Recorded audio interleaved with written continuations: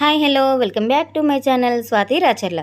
ఈరోజు మన రెసిపీ ఏంటంటే చల్ల మిరపకాయలు.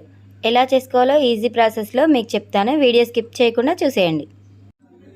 చల్ల మిరపకాయలు అనగానే చాలామంది పెరుగులో పసుపు ఉప్పు వేసి నానబెట్టుకొని ఎండబెట్టుకొని చేస్తుంటారు కదా, అలా కాకుండా ఈజీ ప్రాసెస్లో ఎలా చేయాలో చెప్తాను. చుక్క మజ్జిగ లేకుండా చల్ల మిరపకాయలు ఇలా చేస్తే ఏడాది పాటు నిల్వ ఉండడం ఖాయం. కానీ ఎలా చేయాలనేది ఇప్పుడు పూర్తి వీడియో మీకోసం. తప్పకుండా లైక్ చేయండి. ముందుగా పచ్చిమిరపకాయలను తొడిమెలు తీయకుండానే శుభ్రంగా నీటిలో కడిగి ఒక గిన్నెలో వేసుకోవాలి. మధ్యలోకి 2 ముక్కలుగా కట్ చేసుకొని వెడల్పాటి ఒక గిన్నెలోకి తీసుకోవాలి. ఉప్పు నిమ్మరసాన్ని వేసుకొని బాగా కలపాలి. ఇక్కడ ఉప్పు ఎక్కువ వేయకుండా కొద్దిగా వేసుకోవాలి.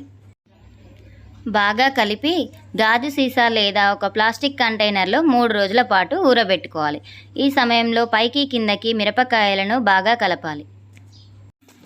కలిపిన తర్వాత ఆ నీటిని ఒకసారి రుచి చూడండి. ఉప్పు ఏమైనా తక్కువైంది అనిపిస్తే మళ్ళీ కొద్దిగా వేసుకోండి. ఊర మిరపకాయల్లో ఉప్పు ఎక్కువ కాకుండా చూసుకోవచ్చు. ఈ విధంగా 3 రోజుల పాటు ఊరబెట్టుకున్న మిరపకాయలను 4వ రోజు ఓ పల్చని క్లాత్పై పల్చగా వేసుకొని ఎండకు ఆరబెట్టుకోవాలి. ఊరమిరపకాయలు 3 రోజుల నుంచి 5 రోజుల వరకు ఇలా ఎండబెట్టుకోవాలి. ఇన్ని రోజుల పాటు ఊరమిరపకాయలను ఎండబెట్టుకోవడం వల్ల చాలా బాగా ఎండుతాయి.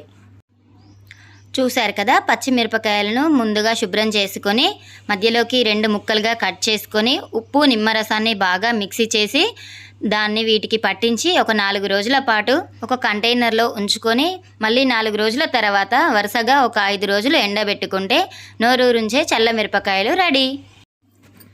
చూశారు కదండి పూర్తి వీడియో. చుక్క మజ్జిగ అవసరం లేకుండా కేవలం ఉప్పు నిమ్మరసంతోనే మనం చల్ల మిరపకాయలు ఎలా చేసుకోవాలనేది మీకు నచ్చినట్లయితే కనుక లైక్ చేసి సూపర్ అని కామెంట్ చేయండి. ఇలాంటి మరెన్నో వీడియోస్ కోసం చూస్తూనే ఉండండి Swathi Racharla. Thank you for the watching.